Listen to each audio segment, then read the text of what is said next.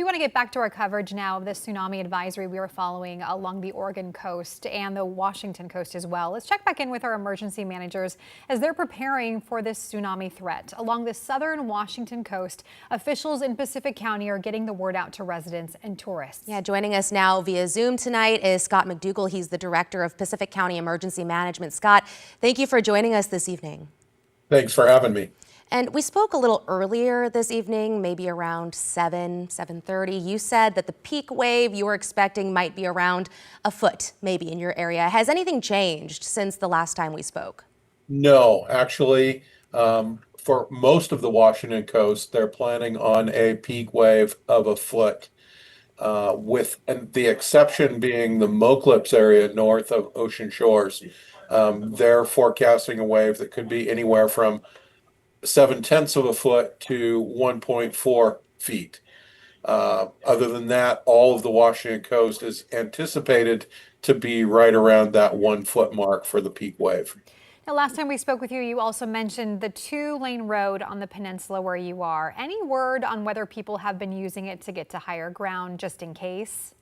I have gotten anecdotal stories of quite a few people just leaving the Long Beach Peninsula. Yes. And I know that along the coastline, I mean, there are often tsunami warnings, signs posted. You had mentioned a siren system, right, for a lot of the communities along the coast. What is it like having to deal with this type of scenario after you've prepared, it seems, so much before? I mean, was this somewhat of a dry run as you don't expect much to happen, even though, you know, these waves are supposed to hit, I believe, Longview around 11:45, Long Beach, rather. Long Beach, yes. You know, and it absolutely is a dry run. It's a little unnerving. We are telling people that we're not expecting any true inundation, that this is going to be absorbed because it's happening at low tide. It's just going to run a little further up the beach than a low tide normally would. We're telling people there's no threat beyond the immediate beach. So that is extremely nerve-wracking, knowing that we're telling people that this is not going to be a threat. But at the same time, this is a great practice opportunity for us to make sure that all of our pieces are in place to be able to carry out a large-scale event if that were to happen. So we ramped up. We were ready to pull the trigger on a large-scale event, and unfortunately, we did not have to do that.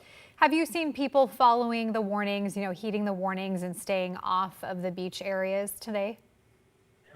You know, when this happened, when the Tonga event happened in January of 22, I actually went down to the beach and tried to keep people off the beach.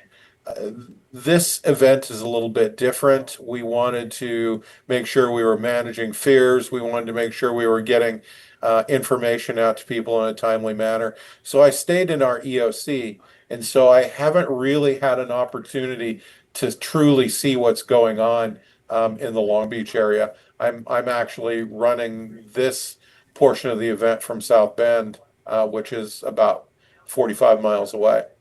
Oh, wow. Okay. And I'm just curious as well, you had talked about the planning for this type of thing. For people who are living in the area, maybe they recently moved to your area, maybe they're visiting the area, what do you want them to know when it comes to being prepared, getting alerts? How do they know when an emergency is happening? So we have several different tools that we use to make sure that people get the alerts. They can get it on their phones. They can get it through NOAA emergency alert radios. They can get it through EAS messaging. They can get it through wireless emergency alerts. The big thing that I would like to leave people with is you got the message today. Or if you didn't get the message, find a way to get the message. If you did get the message today and you weren't sure what to do, this is something that needs to be practiced. So if this does become a bigger event and there is a need for an evacuation, you don't hesitate. You know what your plan is and how you're going to execute it so that you can make it happen as flawlessly as possible. And you had mentioned getting the message. How do you make sure people get the message? How can people themselves make sure to get the message? Is there like a Facebook page that So people can subscribe to? people can subscribe to our Facebook page. It's Pacific County Emergency Management Agency. It's very easy.